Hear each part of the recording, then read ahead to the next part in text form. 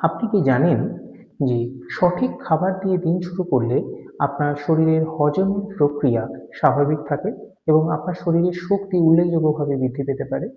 নমস্কার, doctors advice চ্যানেলে আপনাদের সকলকে স্বাগত।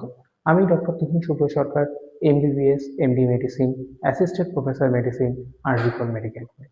আজ আমরা আলোচনা করব সকালের দিনের শুরুতে কি কি খাওয়া উচিত। সকালের দিনের শুরুতে স্বাস্থ্যকর বা পুষ্টিকর খাবার খেলে সেটা আমার শরীরকে সুস্থ রাখে, আমাদের উল্লেখযোগ্য শক্তি প্রদান করে এবং শরীরের অনেকগুলো অসুবিধা দূর করে। তো আমরা আলোচনা করব যে সকালে কি কি খাওয়া উচিত।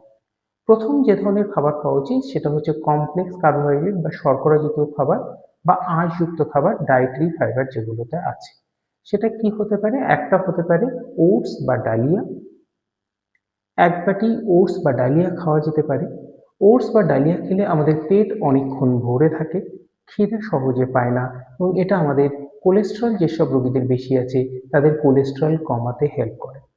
২ নম্বর, লাল আটার রুটি। একটা বা দুটো লাল আটার রুটি খাওয়া যেতে পারে ডাল বা সবজি সহযোগে।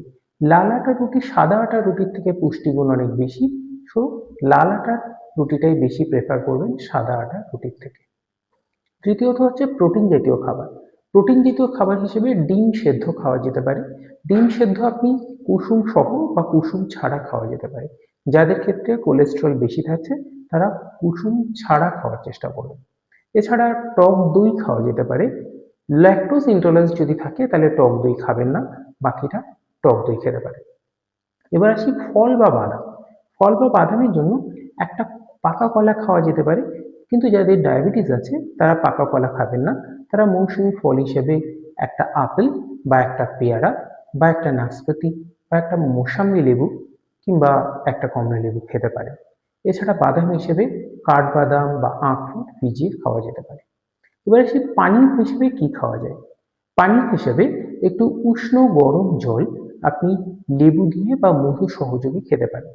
যাদের ক্ষেত্রে ডায়াবেটিস আছে, মধু সহযোগে খেলে ডায়াবেটিসের সুগার স্পাইক অনেক বেড়ে যায়, তো তারা মধু সহযোগে উষ্ণ গরম জল খাবেন না। বাকিরা মধু সহযোগে উষ্ণ গরম জল খাবেন।